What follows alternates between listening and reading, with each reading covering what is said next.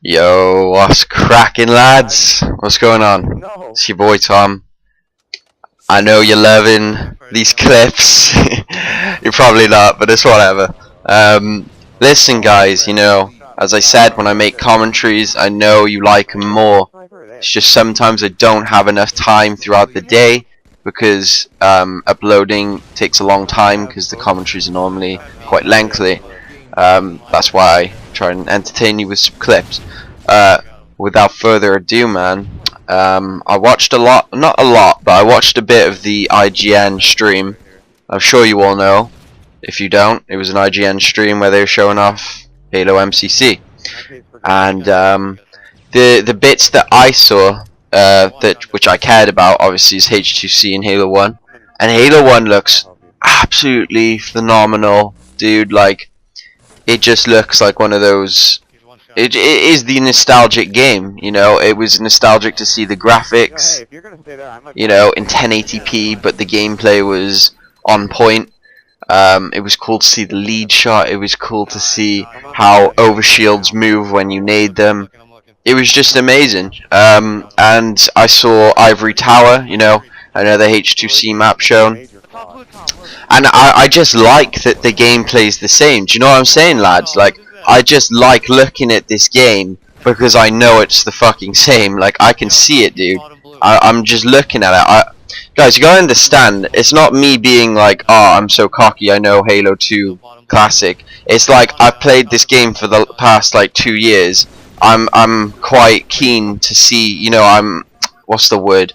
I got quick reactions to see if anything's changed in the game because I played it so much. Do you know what I mean? Like, I can tell if a beatdown looked different, or if the double shots looked strange or something like that, or something, along those lines. But like, everything's looking solid, man. The sniping looks the same. You can tell that the sword is the same because of the lunges. It's just really cool to see. The only thing, lads, the only thing on my mind, and this is such a huge big deal actually to me, and it should be to a lot of people, to determine, it's so important. Like, think about it, right? This is what I'm talking about.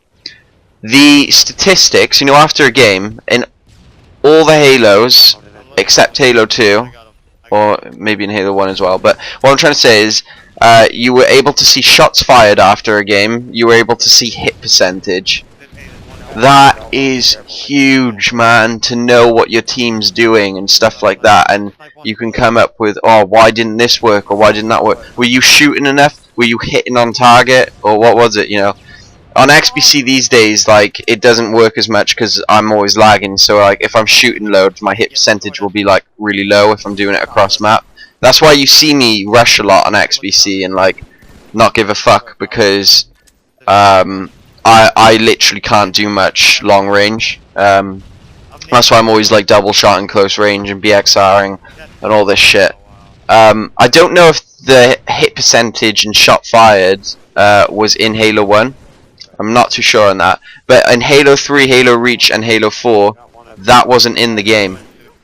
And I can imagine how much different in Halo 3 it would have been to have that. Like, because I played Halo 3 a lot.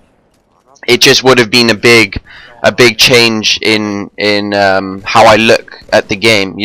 I would have been able to see a lot more. You really do think about it, and you may think, oh, Tom's just going on about some random shit right now, but shots fired and seeing how much you hit of that is that determines a lot, in my opinion anyway, to see if your team's shooting. But obviously sometimes that doesn't matter if you got one player doing the inside work in a game, if he's the one like flanking and beating down and stuff. But yeah. Yeah, alright lads, how's it going? My bad, I had to get a phone call quickly. But yeah, we were talking about the shots fired and hit percentage of those shots fired. And obviously, sometimes it won't matter as much for the inside player, but yeah, I just think it's a huge deal. And I'm going to end the commentary there. I just want to hear what you think of that, and like all the new stuff. Let me know. I think it's quite relevant to talk about. You know, Halo 1 is just looking awesome. I think it's 17 days now until MCC. If you guys are struggling to get an Xbox One, there are phone contracts that you can get where they give you a free gift of an Xbox One, and you might just have to pay £5 more on your phone contract. That's what I'm doing. I think it's quite relevant to do. It's not that big, and you don't have to pay all the money outright. So if that's something you guys are struggling with, definitely consider that option.